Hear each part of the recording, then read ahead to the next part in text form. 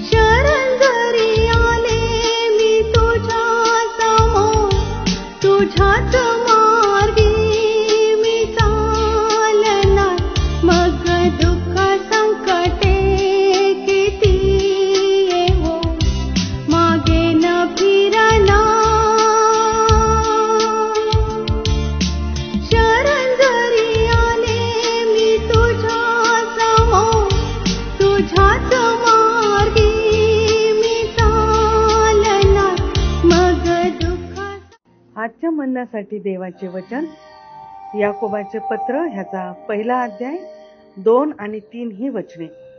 याकोबाचे पत्र अध्याय 1, 2 आणि 3 ही वचने. माझ्या बंधूंनो, नाना प्रकारच्या परीक्षांना तुम्हाला तोंड द्यावे लागते, तेव्हा तुम्ही आनंदच माना. तुम्हास ठाऊक आहे की तुमच्या विश्वासाची पारख उतरल्याने धीर उत्पन्न होतो. देवबाप ह्या वाचलेल्या वचनाद्वारे आम्हाला आशीर्वाद देव. माझ्या प्रियांनो, प्रभू येशूच्या अतिश्रेष्ठ नावात सलाम. आम्हा विश्वासणाऱ्यांच्या जीवनामध्ये वेगवेगळ्या प्रकारच्या परीक्षा येतात आणि त्या आम्हाला त्रासदायक, खेदाच्या आणि कष्टमय अशा वाटतात. परंतु पवित्र शास्त्रामध्ये याकोब त्याच्या पत्राच्या पहिल्या अध्यायाच्या 2 आणि 3 वचनामध्ये आम्हाला बोध करतो की आम्ही अशा परीक्षांना तोंड देत असताना आम्ही आनंदच मानावा, कारण त्याच्याद्वारे आमच्या आध्यात्मिक जीवनात धीर उत्पन्न होतो.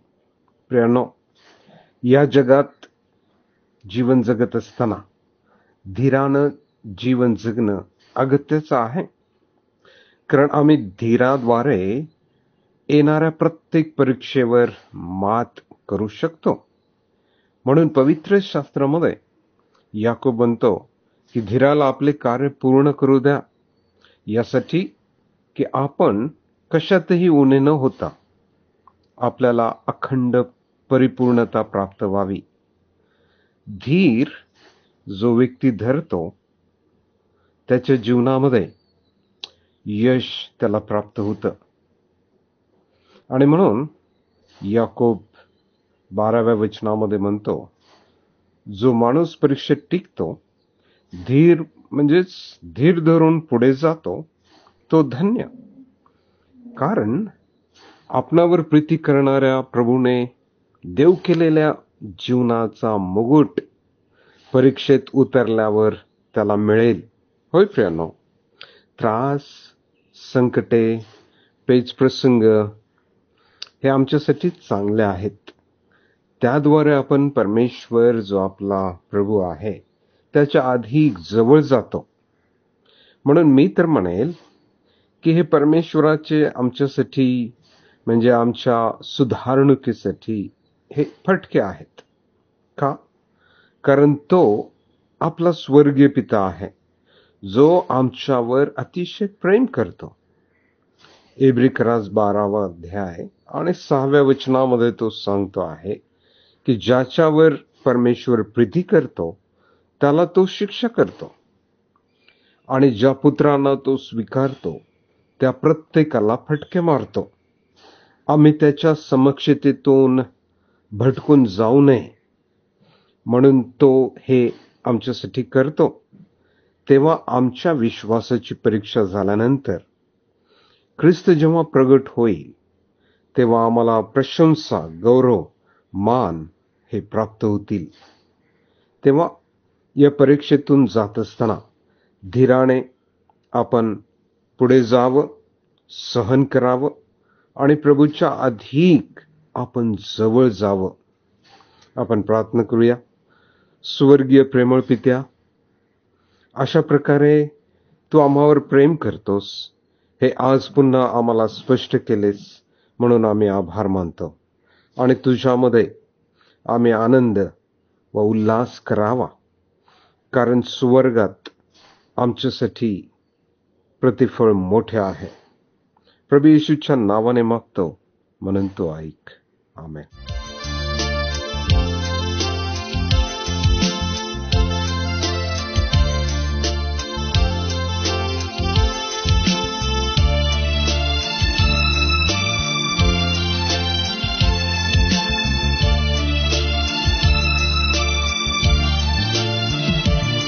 मी तुझ्यावरी प्रेम करीन, तुझ्यावरी प्रेम करना.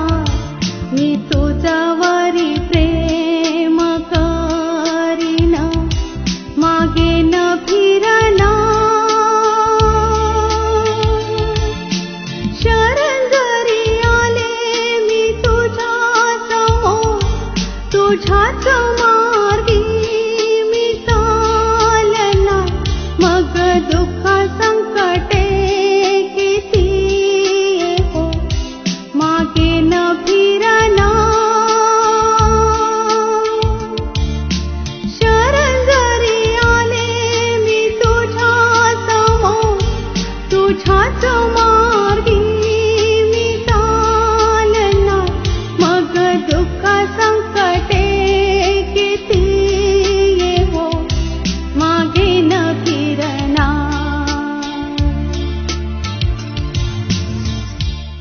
मागा म्हणजे तुम्हास दिले जाईल, शोधा म्हणजे तुम्हास सापडेल, ठोका म्हणजे तुमच्यासाठी उघडले जाईल. आमचा टोल फ्री नंबर 1-800-2700-333.